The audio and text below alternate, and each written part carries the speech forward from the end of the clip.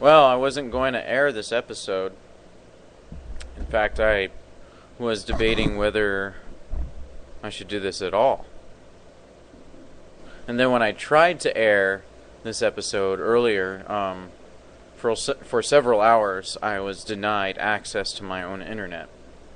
Don't ask me why, but it might have to do with what I'm starting to figure out before I fell into the trap, and I almost did fall into the trap, by the way. I'm starting to figure out here that all roads lead to Rome. And even those that claim that others are COINTELPRO, they are even COINTELPRO. So there's a lot of weird stuff going on. I think that's why Bill Cooper got killed, by the way. And I'm kind of wondering... Well, let me put it to you this way, okay. I found out that this New World Order thing is a lot more deeper than it sounds. It has to do with the Zionist agenda, okay? Now, if you're not familiar with Zionism, it's not just a Jewish thing. This spans Christianity and all other religions, Muslim Brotherhood, everything. Why you don't specifically know about it is because it's a group of families that have interbred for periods of time and that don't want anyone to know that they're all related. And this is really shocking, but nor do they want anybody to know that the religions are related either, and how they come together to form a global New World Order, a one world government, where the religion eventually becomes worshipping of the state because you have nothing left at that point. But they don't mind that. You might say, well, that doesn't make any sense. These are religious people. No, they're not religious. I figured this out. Zionism is not about religion. Zionism is about eugenics, but on a very severe scale. It's kind of like, okay, well, there's the master race, and then there's everyone else. And under everyone else means the Goyim. I guess in a sense that is Jewish, but it means that you are all animals, basically. If you look at the law that Alfred Adass just uncovered, the drug laws say men and other animals. So that clearly states that the government is trying to get us into a contract where we're treated like animals. We're basically cattle. We're basically owned. That's the contract you also sign when you go into the military, by the way. So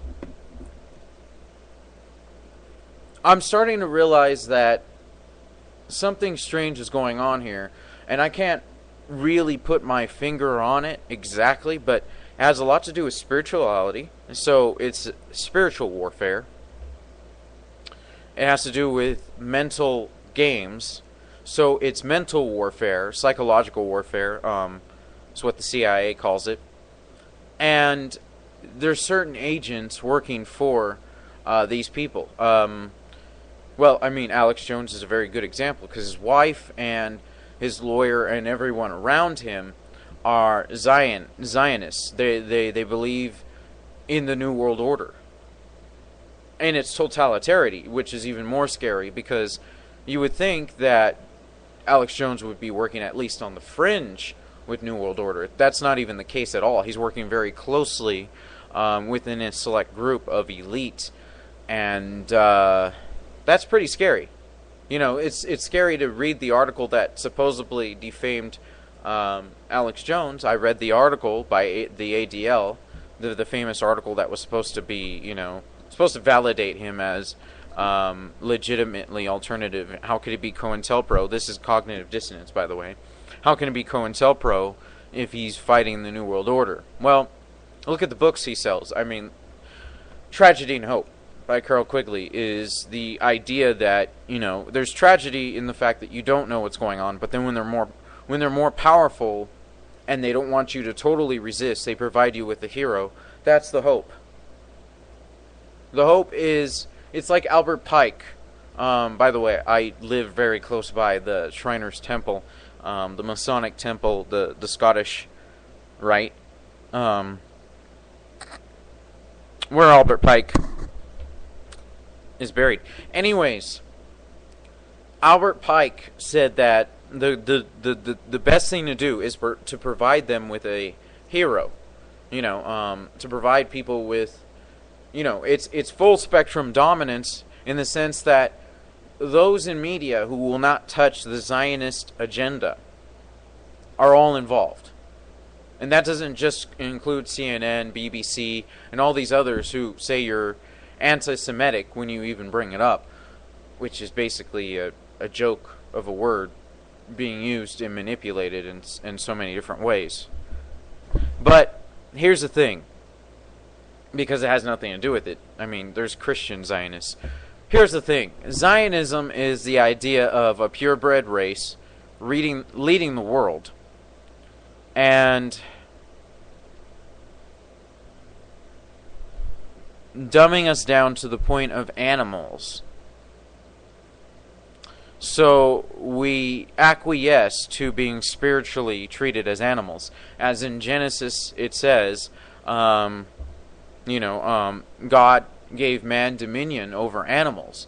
And so these people want to actually create a dominion over us, like a sovereign. Okay, we're sovereign, by the way. We get our rights from God. In America, that's how it is. That's why we've been taken over and hijacked, but nobody wants to tell you that, because even Alex Jones doesn't even talk about this. Nor does Alan Watt, by the way. Hold on. Seth, get down. Get down. I told you not to do that. Bad kitty. Anyways, my cat likes to jump on the table and disrupt me on the radio whenever I get close to talking about God. But hence why I named him Seth. It means malicious one or mischievous. Anyways, Seth, enough, okay? Please, buddy, don't jump on the table. So, God, okay, this is very important to know. God gives you inalienable rights. Now, here's how it used to be. Okay, back in the olden days, in feudal times, and this is what the Pharisees and Sadducees knew.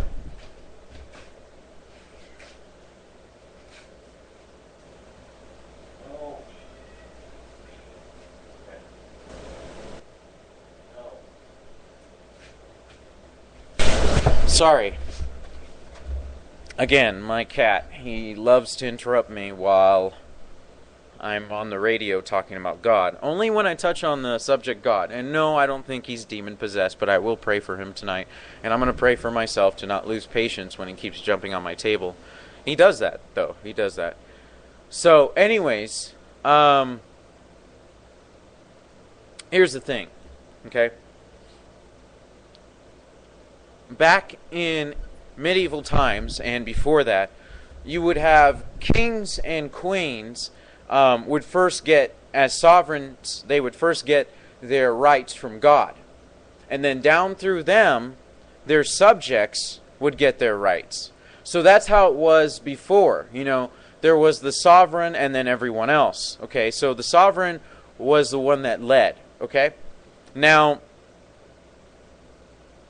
the problem is these banksters, these tricksters in this Zionist movement, they've learned how to manipulate themselves in such positions of power that they literally don't have to infiltrate. Most of the time they don't have to even infiltrate. What they do is they just set up the group.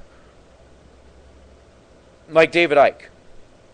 Oh my gosh, David Icke is one. Well, it gets to a point where you should realize that everything that's put out there for you to, quote, wake up, they did that on purpose. If you read the Illuminati writings, it is more sophisticated than you think. Okay, you know what? You need to stop. Stop. Okay? It's more sophisticated than you think. Okay? So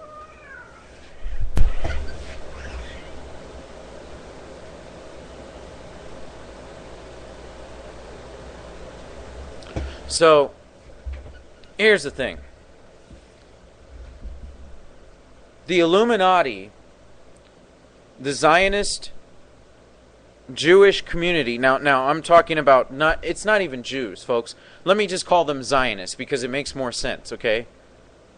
The flag itself, it represents Zionism and they don't even know it. Okay, the Star of David is something darker in meaning. And I'm going to get into that, okay? It's very occultic. But here's the thing. And it's not even Jews because Jews don't even know what's going on. I've talked with them. It's Zionist, period. Okay? Most of them are Jewish, yes. And they're heavily connected with people like Alex Jones, with people like David Icke. These people are more connected with them, which is very dangerous, folks. You should watch what you do. You should watch who you trust. Okay? I'm serious. Because if you order something from these groups, these conspiracy theory groups, you're putting yourself more at risk because that's a direct contact with these entities. Now, let me get back to Zionism for a second. Back in ancient times, that's the way it was. Okay? Now, the elitists know this, so the sovereign movement, that's why they demonize the sovereign movement. They don't want people to figure out that when they read the Bible and then they realize that they've been made in the image of God, they become a sovereign individual, and then their rights come directly from God. They don't want that to happen because when that truly happens, they can't win. They can't legally enslave you at that point. It doesn't work that way. Some of you might say, well, they're going to do it anyways. How? Even if they kill you, your soul goes straight to heaven. How are they going to enslave you unless they have your permission? And see, this is how it works, okay? If you don't know, see, knowledge is power in that sense. You know, knowledge is also wickedness, depending on where it comes from. You know, like the intellect is Lucifer, and then the heart, or love, is God. But anyways, and that's neither here nor there, okay? The point is this, okay? The knowledge in the Bible, okay? If you read it now, and you truly understand it now, in comparison to what's going on right now, you begin to see that this has been going on for thousands and thousands of years. This is nothing new, folks. The technology is different. Yes, things are a little bit different, but the techniques are the same. They're the same. Okay, they're trying to get you to acquiesce to being an animal so they can get rid of your soul. Or, I mean, basically enslave your soul. Okay, I know I sound like I'm off my rocker, but bear with me for a second, okay? Let me explain. In fact, you know what?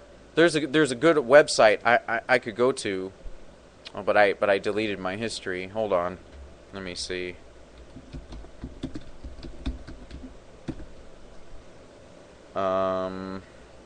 Shoot. Maybe I bookmarked it.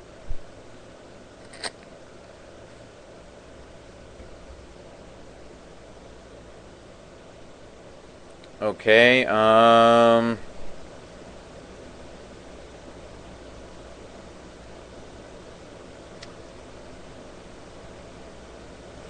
so,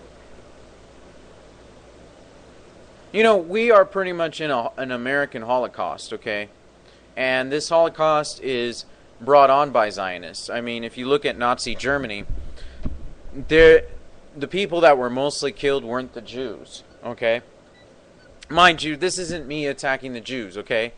But most Zionists are Jewish because Zionism is the idea that Israel rules us all, okay? And in reality, look at Netanyahu, okay?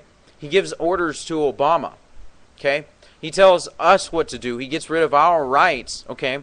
And while Israel, yeah, they're slightly oppressed people, they still are heavily armed. They still have guns out the yin-yang. And in fact, the government is telling them to buy more guns and providing them with more weapons. Even under gun programs, poor people get weapons. So here's the thing. Why are they arming themselves while they're busy trying to disarm us? I mean, if they're all a part of the UN, then wouldn't they be involved in this as well? If